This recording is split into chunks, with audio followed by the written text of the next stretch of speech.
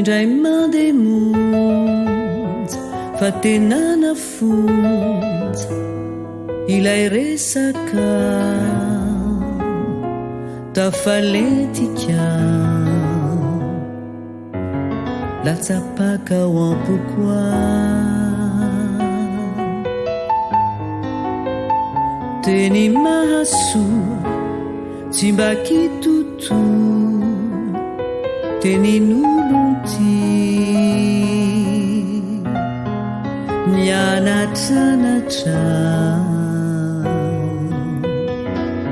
tafapaka ao an-tsaiko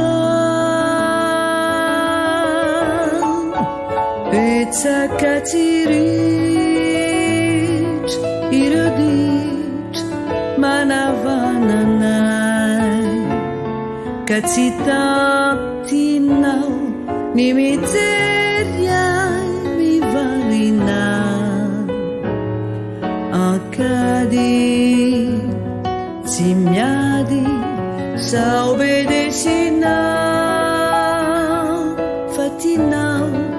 ho tonga lafatra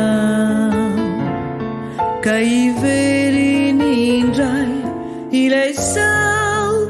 nahazatranao taloha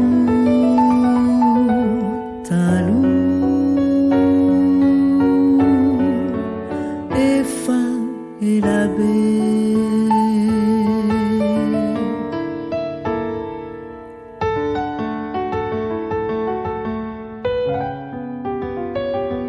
efa betsaka ireo resaka fananarana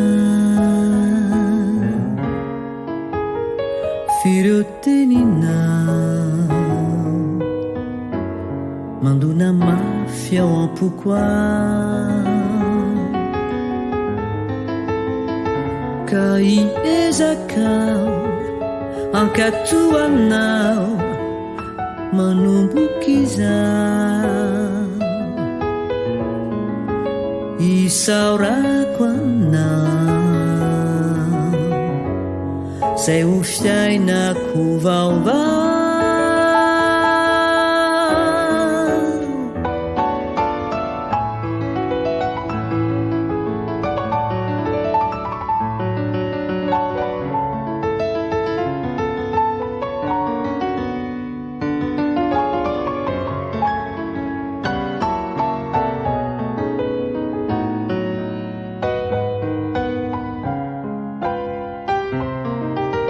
zao be desinao fa tinao ho tonga lafatra ka iveriny indray ilay sao nahazatranao taloha